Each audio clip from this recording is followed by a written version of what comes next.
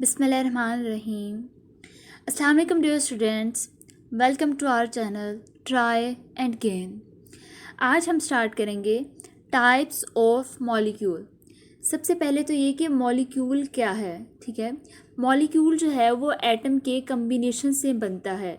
ठीक है, जब दो या दो से ज़्यादा एटम एक दूसरे के साथ मिलते हैं, कंबाइन करते हैं, तब हमारे पास क्या बनता है, तब हमारे पास बनता है मॉलिक्यूल। और एक मॉलिक्यूल जो है वो किसी भी सब्सटेंस का सबसे छोटा यूनिट होता है। ठीक है, हमारा बेसिकली टॉपिक है टाइप्स ऑफ मॉलिक्यूल।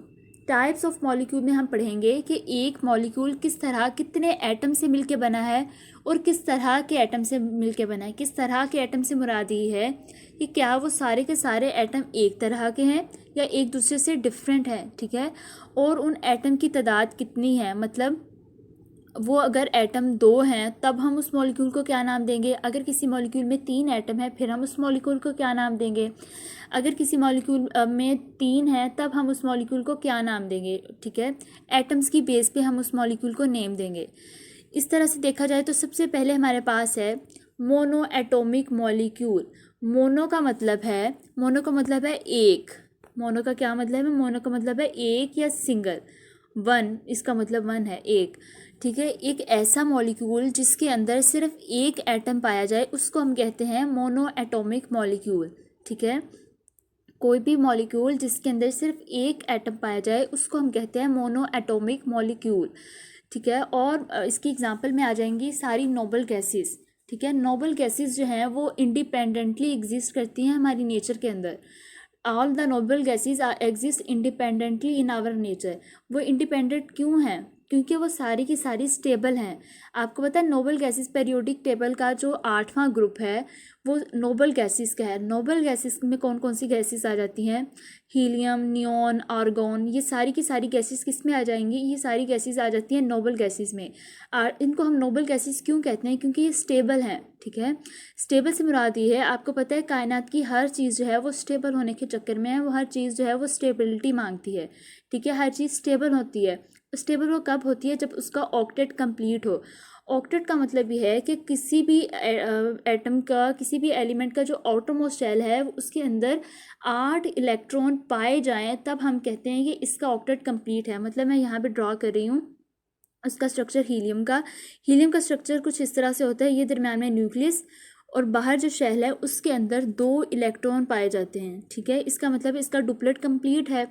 हीलियम का डुप्लेट कंप्लीट है, इसे कोई ज़रूरत नहीं है किसी से इलेक्ट्रॉन लेने की या अपने इलेक्ट्रॉन किसी दूसरे से शेयर करने की, ये स्टेबल है। ठीक है, ये किसका स्ट्रक्चर था, ये था हीलियम का। इसके बाद मैं आपके साथ शेयर करती हूँ स्ट्रक्चर नियॉन का। नियॉन के पास जो है 8 इसका एटॉमिक नंबर है नियॉन का। इसका स्ट्रक्चर कुछ इस तरह से होता है, ये दरम्यान में न्यूक्लियस, ये पहला शेल और ये दूसरा शेल। इसके पहले शेल में 2 इलेक्ट्रॉन पाए जाते हैं और अगले में 8, 1 2 3 4 5 6 7 8।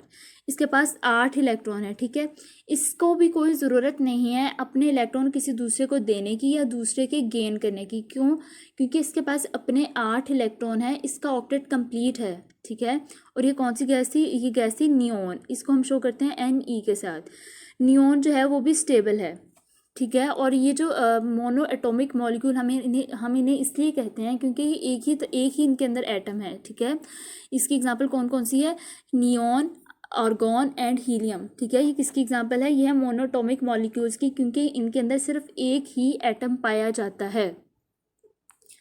नेक्स्ट हमारे पास है डाई एटॉमिक मॉलिक्यूल। ये दूसरी टाइप है। दूसरी टाइप कौन सी है, डाई एटॉमिक मॉलिक्यूल। डाई का मतलब होता है दो। डाई का मतलब क्या होता है, डाई का मतलब होता है दो। दो में ये आ जाएगा कि एक ऐसा मॉलिक्यूल जिसके अंदर 2 एटम पाए जाएं। एक ऐसा मॉलिक्यूल जिसके अंदर 2 एटम पाए जाएं उसको हम कहते हैं डाई एटॉमिक मॉलिक्यूल। अब वो जो 2 एटम उसके अंदर पाए जाते हैं वो सेम भी हो सकते हैं, वो डिफरेंट भी हो सकते हैं। सेम और डिफरेंट से ये मुराद है, जिस तरह अगर मैं कहूँ HCl। ठीक है, इस ये जो H है ये एक डिफरेंट एलिमेंट है, डिफरेंट एटम है। ये जो Cl है ये एक डिफरेंट एटम है। ठीक है, लेकिन देखा जाए है तो एटम दो। ठीक है, ये डाई एटॉमिक मॉलिक्यूल तो है लेकिन दोनों डिफरेंट है। लेकिन अगर हम बात करें नाइट्रोजन की, नाइट्रोजन में क्या है, नाइट्रोजन 2 N2 N2 में क्या है, N2 दो तरह के जो है वो एटम से मिलके बना है N2, ठीक है। ये दोनों सेम है, लेकिन अगर हम HCl की बात करें तो आपको पता चलेगा कि हाइड्रोजन एक अलहदा एटम है और क्लोरीन एक अलहदा है, लेकिन N2 जो है वो दो सेम एक ही तरह के डायटोमिक मॉलिक्यूल है, ठीक है। इस तरह डायटोमिक मॉलिक्यूल का हमारे पास शर्त ये होनी चाहिए, डायटोमिक मॉलिक्यूल की हमारे पास ये शर्त है कि दो एटम होने चाहिए। ये चीज़ मैटर नहीं करती कि वो दोनों एटम सेम है या डिफरेंट है, मतलब HCl भी डायटोमिक है और N2 भी डायटोमिक है। दो एटम होना आपके पास शर्त है, डिफरेंट या सेम होना आपके पास शर्त नहीं है। नेक्स्ट है हमारे पास ट्राई एटोमिक मॉलिक्यूल। ट्राई का लफ्जी मतलब होता है तीन। ट्राई का लफ्जी में आपने पढ़ा है ना वो ट्राइंगल, ट्राइंगल की शेप क्या होती है, ट्राइंगल की शेप यूं होती है, ठीक है। यानी तीन कोन, जिसके तीन कोने हों, ठीक है, जिसकी तीन नुकरे हों, उसको हम कहते हैं ट्राई एंगल। और ट्राई का मतलब क्या है, ट्राई का मतलब होता है तीन। ट्राई एटोमिक मॉलिक्यूल यानी अगर एक मॉलिक्यूल के पास तीन एटम हों, अगर किसी मॉलिक्यूल के पास तीन एटम हो तब हम उसे कहेंगे ट्राई एटोमिक मॉलिक्यूल। और इसकी एग्जांपल क्या है, इसकी एग्जांपल है वाटर, कार्बन डाइऑक्साइड, ठीक है। इसमें आप देखें, मैं यहाँ पे ड्रॉ करती हूँ वाटर का स्ट्रक्चर। वाटर का स्ट्रक्चर कुछ इस तरह से होता है, ऑक्सीजन और हाइड्रोजन। आप देखें आपके पास एक ये एटम है, दूसरा ये हाइड्रोजन, तीसरा ये, आपके पास टोटल कितने एटम हो गए, आपके पास टोटल तीन एटम हो गए। इसका मतलब ये कौन सा मॉलिक्यूल है, ट्राई एटोमिक मॉलिक्यूल। इसी तरह कार्बन डाइऑक्साइड, दो ऑक्सीजन और एक कार्बन, कितने एटम हो गए टोटल, तीन। ट्राई एटोमिक मॉलिक्यूल में कितने एटम पाए जाते हैं, तीन एटम पाए जाते हैं। नेक्स्ट है हमारे पास पॉली एटोमिक मॉलिक्यूल। पॉली का मतलब क्या होता है, पॉली का मतलब होता है मैनी, बहुत ज़्यादा, ठीक है। पॉली का मतलब होता है बहुत ज़्यादा। पॉली एटोमिक मॉलिक्यूल का मतलब ये है एक ऐसे मॉलिक्यूल जिसके अंदर बहुत ज़्यादा एटम हो, ठीक है। अगर आप देखें CH4 क्या है, मीथेन है हमारे पास, सुई गैस को हम कहते हैं CH4। इसका स्ट्रक्चर कुछ इस तरह से, कार्बन, हाइड्रोजन, हाइड्रोजन, यहाँ भी हाइड्रोजन और यहाँ भी हाइड्रोजन।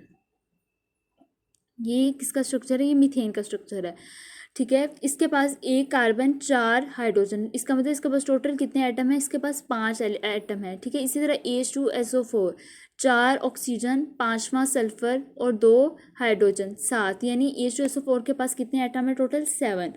और इसी तरह CH4 के पास कितने हैं, 5। और अगर आप बात करें इथेन की, इथेन के पास और ज़्यादा होंगे, कार्बन कार्बन और इधर हाइड्रोजन।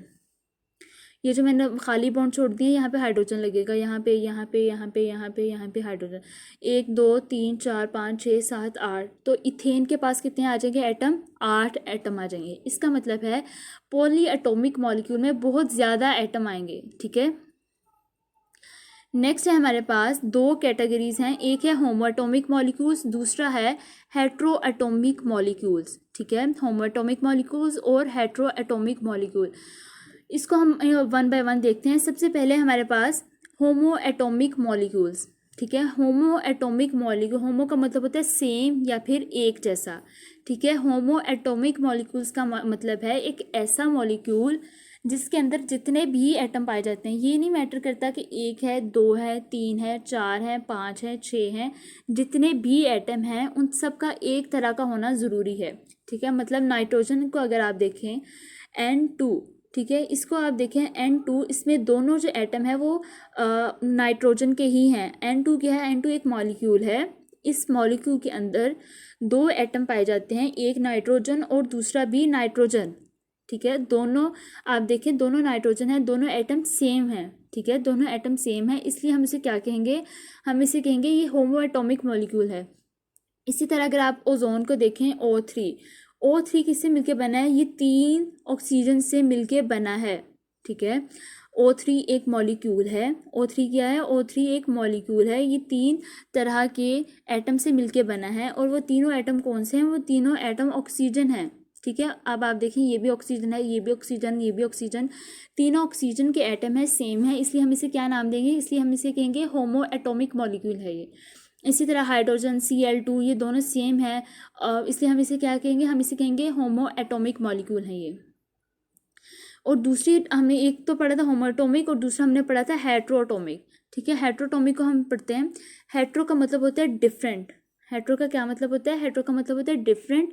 हेट्रो एटॉमिक मॉलिक्यूल एक ऐसा मॉलिक्यूल जिसके अंदर जितने भी एटम पाए जाते हैं, ये भी मैटर नहीं करता कि वो एक एटम है, दो हैं, तीन है, चार हैं, पाँच हैं, 10 हैं, 20 है, जितने भी हैं, ठीक है, लेकिन उन सब का आपस में डिफरेंट होना ज़रूरी है, ठीक है। हेट्रोटॉमिक मॉलिक्यूल एक ऐसा मॉलिक्यूल जिसके अंदर जितने भी एटम पाए जाते हैं वो एक दूसरे से डिफरेंट हो, तब हम उसे क्या नाम देंगे? हम उसे कहेंगे ये है हेट्रो एटॉमिक मॉलिक्यूल, ठीक है।